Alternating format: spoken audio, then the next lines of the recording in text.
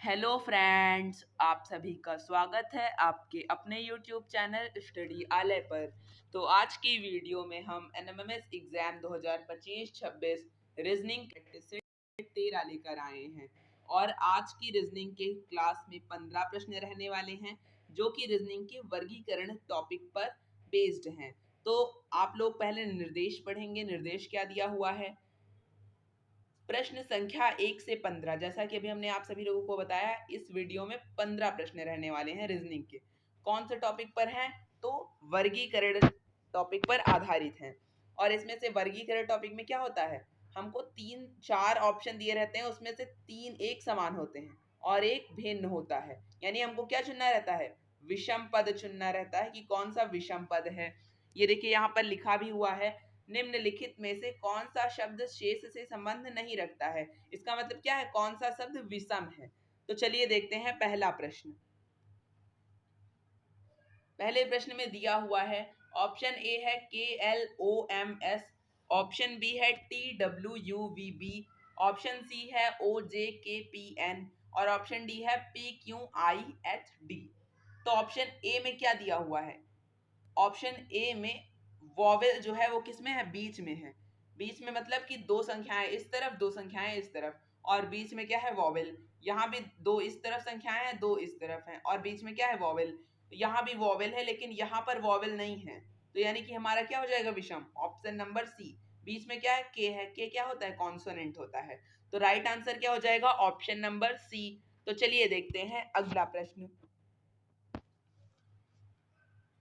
अगले प्रश्न में दिया हुआ है, ऑप्शन ए है ई, ऑप्शन बी है आई, ऑप्शन सी है यू, ऑप्शन डी है के। तो इन चार ऑप्शन में से हमको ये बताना है कि कौन सा शब्द विषम है। कौन सा शब्द क्या है? विषम है। ऑप्शन ए है ई। तो यहाँ पर आप सभी लोग देख सकते हैं कि जो पहले के 3 ऑप्शन है, ये तीनों क्या हैं? ये तीनों वॉवेल हैं। लेकिन ये के क्या है? के है एक कॉन्सोनेंट। तो 3 वॉवेल हैं और एक कॉन्सोनेंट है, तो विषम क्या हो जाएगा? कॉन्सोनेंट वाला। तो राइट आंसर हो जाएगा ऑप्शन नंबर डी। तो चलिए देखते हैं अगला प्रश्न। अगले प्रश्न में दिया हुआ है, option A Uttarakhand, option B Shimla, option C Jaipur, option D Bhopal. और इन 15 प्रश्नों में भी यही बताना रहेगा आपको कि शेष 4 ऑप्शनों में से कौन सा भिन्न है, मतलब कि कौन सा विषम पद है। तो हम लोगों को यही बताना है। यहाँ पर कुछ लिखा नहीं है, इसका मतलब क्या है? इन चारों ऑप्शन में से हमको बताना है कौन सा शब्द विषम है। तो ऑप्शन ए उत्तराखंड है, ऑप्शन बी शिमला है, ऑप्शन सी जयपुर है, ऑप्शन डी भोपाल है। तो यहाँ शिमला, जयपुर और भोपाल ये तीनों क्या हैं? ये तीनों राजधानी हैं, जबकि उत्तराखंड क्या है? राज्य है। तो भिन्न क्या हो जाएगा? उत्तराखंड। यानी हमारे तीसरे प्रश्न का राइट आंसर हो जाएगा ऑप्शन नंबर ए। तो चलिए देखते हैं अगला प्रश्न। अगले प्रश्न में दिया हुआ है, यहाँ पर भी बताना है हमको कौन सा 3 शब्दों से संबंध नहीं रखता है, मतलब कौन सा शब्द विषम है। तो ऑप्शन ए है मूली, ऑप्शन बी है गाजर, ऑप्शन सी है आलू, ऑप्शन डी है बैगन। तो यहाँ पर क्या हो जाएगा? मूली, गाजर और आलू ये तीनों क्या है? धरती के अंदर पाए जाते हैं, मतलब धरती के अंदर उगते हैं। लेकिन बैगन क्या है? धरती के बाहर उगता है, यानी जमीन के बाहर। तो ये भिन्न हो जाएगा। तो चौथे प्रश्न का राइट आंसर हो जाएगा ऑप्शन नंबर डी। तो चलिए देखते हैं अगला प्रश्न। अगले प्रश्न में दिया हुआ है, option A sodium, option B silicon. इन सब में हमको क्या बताना है? कौन सा शब्द विषम है। यहाँ पर आप सभी लोगों को यही बताना है कौन सा शब्द विषम है। ऑप्शन ए है सोडियम, ऑप्शन बी है सिलिकॉन, ऑप्शन सी है पोटेशियम, ऑप्शन डी है आयरन। तो हम लोग जानते हैं सोडियम को Na से दिखाया जाता है, सिलिकॉन से Si से दिखाया जाता है, पोटेशियम को K से दिखाया जाता है और आयरन को Fe से दिखाया जाता है। आयरन, तो यहाँ पर आप सभी लोगों को बताना है आयरन कितने नंबर पर पाया जाता है? 26। पोटेशियम 19 नंबर पर, सिलिकॉन 14 नंबर पर और सोडियम 11 नंबर पर। तो इन 4 ऑप्शन में से कौन सा शब्द विषम है, हमको ये बताना है। तो आप सब देख सकते हैं सोडियम, पोटेशियम और आयरन ये तीनों क्या है? धातुएं हैं, जबकि सिलिकॉन क्या है? उपधातु है। तो राइट आंसर क्या हो जाएगा? Option number B. तो चलिए देखते हैं अगला प्रश्न। अगले प्रश्न में दिया हुआ है, इन शब्द में से हमको कौन सा विषम है ये बताना है। ऑप्शन ए है पंडित जवाहरलाल नेहरू, ऑप्शन बी है अटल बिहारी वाजपेयी, ऑप्शन सी है द्रौपदी मुर्मू, ऑप्शन डी है श्री, यहाँ पर क्या होगा, नरेंद्र दामोदर दास मोदी, श्री नरेंद्र दामोदर दास मोदी। तो यहाँ पर क्या विषम हो जाएगा, ये तीन ऑप्शन ए पर और ऑप्शन बी पर और ऑप्शन डी पर, ये तीनों क्या हैं, भारत के प्रधानमंत्री, ये दोनों भारत के प्रधानमंत्री रह चुके हैं और वर्तमान में भारत के प्रधानमंत्री कौन है, श्री नरेंद्र दामोदर दास मोदी जी।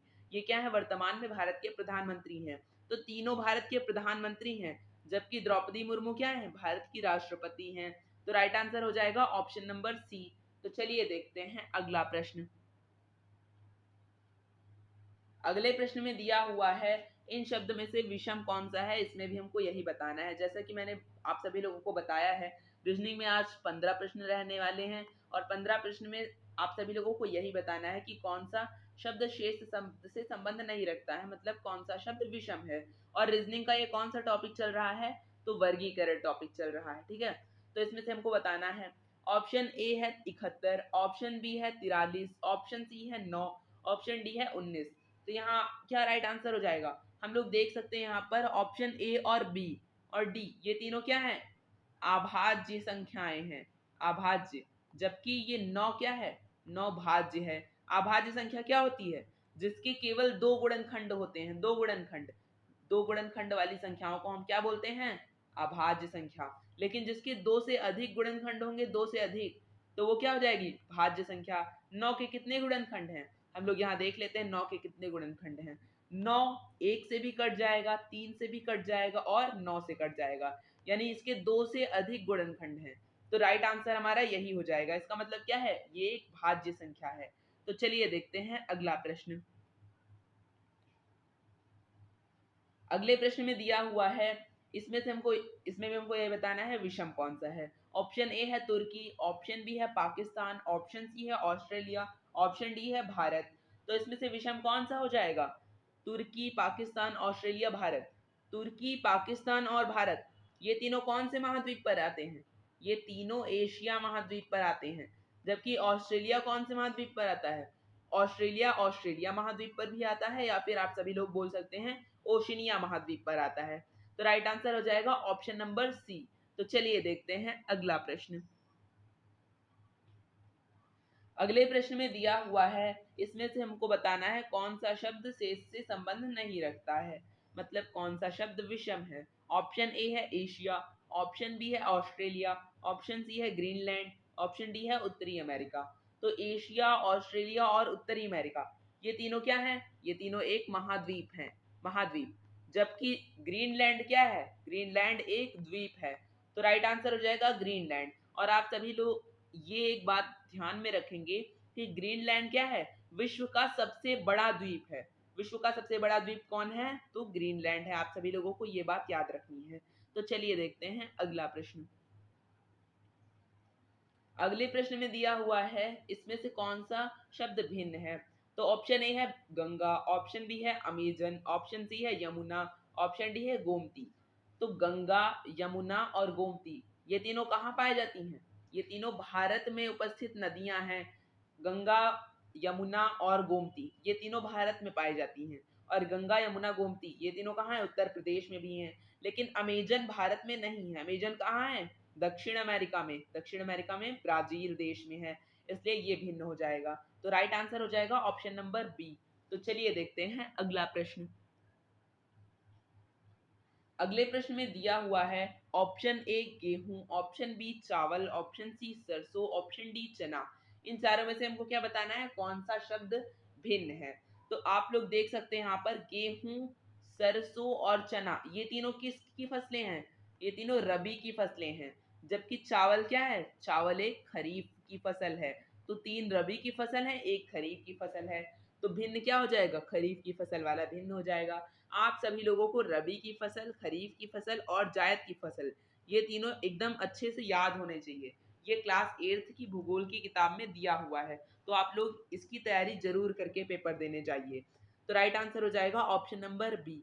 तो चलिए देखते हैं अगला प्रश्न। अगले प्रश्न में दिया हुआ है, इसमें से हमको फिर से यही बताना है कि कौन सा शब्द भिन्न है। ऑप्शन ए है वर्ग, ऑप्शन बी है आयत, ऑप्शन सी त्रिभुज, ऑप्शन डी गोला।